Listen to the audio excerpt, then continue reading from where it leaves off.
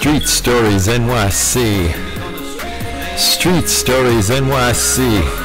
Hey, it's Michael Knight, the New York Cowboy here, again bringing you another episode from our Street Stories NYC series. Our story today is taken from the Serial Killers. It's called Augustine. Augustine and her husband, Philip, bought their home in Long Island and purchased 20 piglets so that they could start raising pigs. Augustine thought that it was the dumbest thing that she had ever heard, but she tried to please her husband, and he had the money. Augustine couldn't believe that her husband's midlife crisis made him decide to be a farmer. Augustine thought that the little piglets were cute, and in a few months they grew into huge pigs. There were 5 sows and 1 boar. As they all grew, the sows became big enough to conceive, and the boar was happy to get them pregnant. Before they knew it, they had 30 pigs. The couple began making money selling them, and things were going quite well. Augustine was surprised at the amount of money that they were making, and she found herself enjoying taking care of the pigs. She even began to name them. Everything went smoothly for a couple of years, and then one brutal winter came and some of the pigs got sick, and when word got out, no one wanted to buy any more of their pigs. There was one big problem when the money ran out. The pigs that were left were still hungry, very hungry. Augustine tried to finding scraps in the neighborhood, fast food restaurants, garbage, after the money ran out. Her husband had begun to get sickly as well, and she didn't get much money or help from him. Augustine noticed that once or twice that the pigs would bite her legs when she went in to feed them, and there was the smell of food on her pants and her shoes. They would start swarming around her when the blood started dripping down her legs from the bites.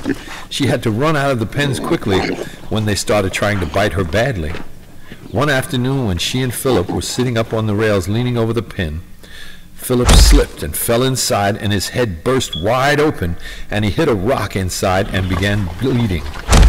The pigs quickly ran over before Augustine could help him, and they began to devour Philip. With all the pigs biting on him, his screams quickly died as they ripped him to pieces. His body was completely gone in minutes, bones and all. Augustine was in shock. When the reality of her situation really set in, Augustine didn't know what her next move was. Now she didn't even have a husband to help her. They had no children and no living relatives, so only a few neighbors asked about Philip, and Augustine told everyone that Philip just up and left her. Now Augustine knew that she had to figure out how she was going to feed these pigs in order to survive. That's when the idea hit her. She knew how she was going to do it. Augustine drove to the different spots in the city where the derelicts and the homeless people stayed. She would take a bottle of liquor and a hot sandwich with her when she went. She tried to find plus-size men or women. She would lure them to her SUV with either liquor or food, and then she would tell them that they could take a shower at her house and stay in her nice, warm house. She would let them get to the house, and she built a ramp to the pig pen. She would walk them to the end of the ramp and tell them that she wanted to show them something, and then she would push them into the pen. The starving pigs would devour the fresh meat every time that she brought in a new piece of meat. It wasn't long before the pigs started looking healthier than ever. They had begun to mate again, and they were making healthy piglets. Augustine started marketing the pigs again, and people began buying them. Augustine had to have an extension put on the pig pen because she was making more pigs than she could sell. She was actually making good money now, but she decided that she liked this diet that her pigs were on, and she wanted a newer car and a new kitchen. She thought, besides that, this diet has made my pigs healthier than they have ever been. As Augustine became more famous, people began asking what kind of food that she was feeding them. Other farmers wanted to know so that they could get their pigs to look as good as Augustine's. No one ever saw Augustine at any of the usual places where the other farmers bought their feed. They never saw her picking up anything that resembled slop or corn or anything else that would feed her large quantity of pigs. The news was starting to buzz about the disappearance of homeless people from the streets of New York. No bodies were ever found, and most of the homeless lived off the grid, so the only people that missed them were the other homeless people that they knew. No one took them seriously when they complained to the police that their homeless friends had disappeared. Most of the people didn't even know more than a first name for most of them. Augustine was becoming more desperate as time passed on. She was so afraid that if she changed the pigs' diet that they might get sick again and she would lose everything. She started rounding up 2 or 3 homeless people at a time. However many she could fit into her SUV, she would take home.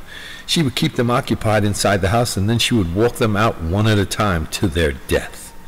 Some nights she would even go out 2 or 3 times. The larger pigs ate so much, and when they couldn't get enough, they would even eat other pigs if they died in the pen. Augustine told herself that she couldn't keep this up much longer. She had to feed these pigs, hundreds of people over the course of a year. She had to come up with another plan. Augustine put her farm and her pigs up online for sale for a very large price. People started calling right away. Augustine did interviews during the day, and she would get food for the pigs at night. One couple came by, and Augustine could tell that the man had a lot of money. They looked at the pigs, and the man was set on buying the farm and the pigs. His wife was a real snob, and she did nothing but nag him the whole time that they were there. When they were leaving, the wife went ahead out to the car, and the man began to apologize for his wife's behavior. "She's old and she's set in her ways, and I'm stuck with her," said the man. "That's such a shame that a handsome man like you has to be stuck with a woman like that, if you don't mind me saying," answered Augustine. He looked her in the eye and said, "You look like the kind of woman that might have a solution to my problem. If you're serious, you can come back by this evening and we'll make the deal for the pigs and the farm and solve your problem at the same time," said Augustine. The man smiled and said, "I'll bring cash, a contract, and my wife, and we'll see you at 8.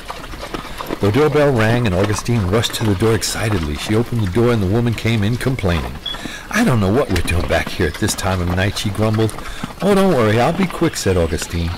They all sat at the dining room table, and Augustine's eyes almost jumped out of her head when the man opened the briefcase with all the money in it. Augustine quickly signed the contract and smiled as she took the briefcase and ran her fingers over the money. The man said, "You have something else for me, don't you?" he asked. "Yes, I do. If you will just follow me outside, the 2 of you, out to the pens, I will show you my secret recipe for making my pigs the healthiest in the land," answered Augustine. They all walked outside onto the ramp, and the old lady complaining all the way. The man looked at the ramp and saw the way that the pigs were acting wildly and jumping around in anticipation of a meal, and he understood now what Augustine had in mind. He said, "Honey, come over here and look. You can even get a better look right over here.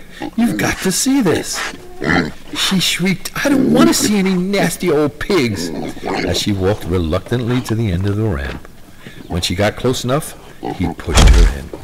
She screamed, and the pigs went to work on her. Then the man said to Augustine, "Do they get rid of the whole body? They don't seem to be eating certain parts of her."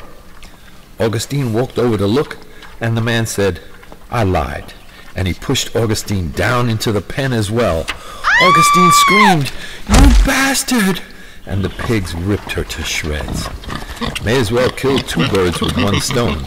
Now that I have the secret recipe, what I need you for? I can even keep my cash.